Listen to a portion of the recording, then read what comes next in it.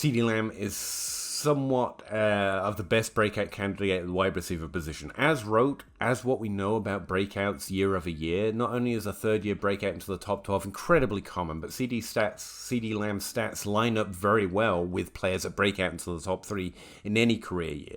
The only way you can actually make him look like an uncommon or less likely breakout using the statistics is to filter it down to such a small group that you're essentially fishing for a small hit rate group. But let's go back to those two categories, because after you've got a decent group, if you just filter by that, by the way, you get a relatively small group that often you find undervalued players in last year. I did this for DLF last year, and we found Deontay Johnson and we found Deebo Samuels, both who broke into the top 12 last year for the first time. We also found Marcus Brown, who broke into the top 24 for the first time, and Terry McLaurin, who's kind of a miss, but at least maintained top 24 production. Now, I'll point out, I'm not using any particular threshold to say that CeeDee Lamb is more likely. I've been told I'm too interested in points per game. I've been told, like I said before, that I like him just because he's young. I will say this, I had him ranked overly high in Dynasty because I'm playing Dynasty, and CeeDee Lamb is a prospect. Early in the offseason when I ranked him 3rd overall at the wide receiver position is because there's some shots you don't want to miss. I fear not being in on it more than I fear missing if I take it. If CeeDee Lamb breaks into the top 12 this year, his value solidifies as a very young player in the top 12 who just broke out and is therefore in the much more likely to repeat group. I get the CeeDee Lamb hate right now because he's overranked in redraft and Dynasty because he's such a common breakout. And I think people have highlighted the fact that his situation has changed and his production has been really, really decent, and then they argue about whether it's per game or yards per route run, whatever the magical number they think determines whether a player can break out or not.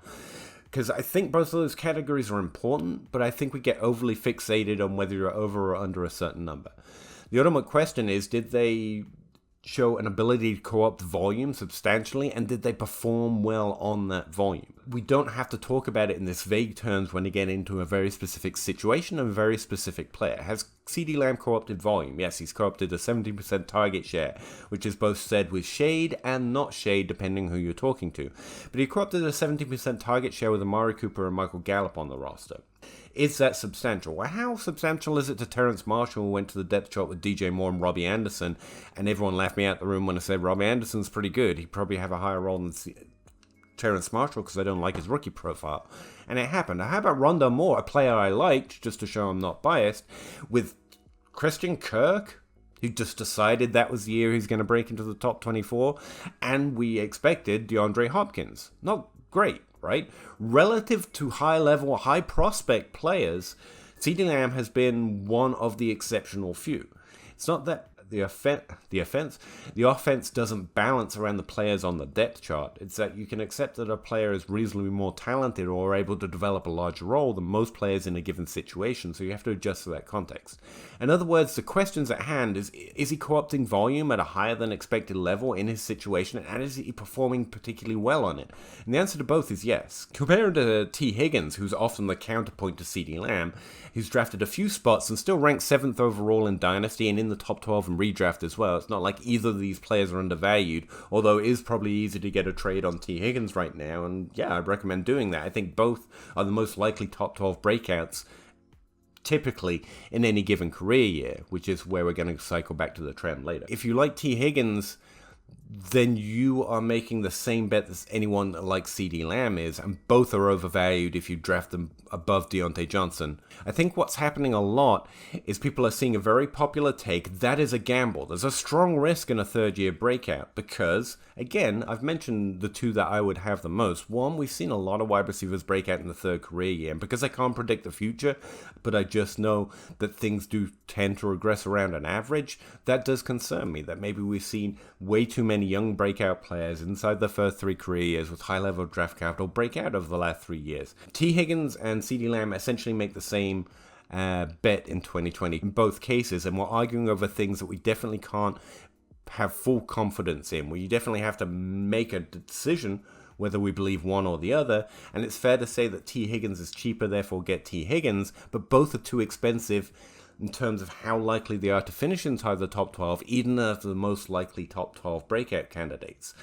While T. Higgins and CeeDee Lamb are the most likely to break out for the first time, we're going to see probably 4 or 5, and there are only 2 prospects. They're not both 100% guaranteed. Further, and like I said, spiraling back to that trend argument, the other players that filter into a relatively, actually extremely close to T. Higgins and CeeDee Lamb, especially when you filter for the recent trend in draft capital and career year. Just give all of that a little tack on and to maybe predict regression a little bit in 2022. Devontae Smith going into his second year. Second year's actually happened too much over the last 3 years, but because of his production, it's actually fairly likely, and so is, in fact, more likely is Amon-Ra St. Brown and Darnell Mooney, because both have lower draft capital. Both are still playing within that 3-year window where most wide receivers break out, like 30% of top 12 breakouts represented in the top 12 happen within the first 3 years, not to mention 40% of all breakouts happen before the third year, so they are still within that window as well, although one, again, is in the second, one is in the third career year, because Amon-Ra actually only started last year, God bless him. So all of those are discounted if you're looking for lower value breakouts. Instead of arguing T. Higgins over CeeDee Lamb, you could argue Deontay Johnson and A.J. Brown, who I think A.J. Brown's still being drafted below one or both of them. Deontay Johnson definitely is, so I'll go with it. Or Juju Smith-Schuster, for that matter, way below them. And so is Amon-Ra St. Brown and Devontae Smith. And if you just adjust for the recent trend, they make pretty good cases to be as likely to be one of those 4 or 5 breakouts that happen this year.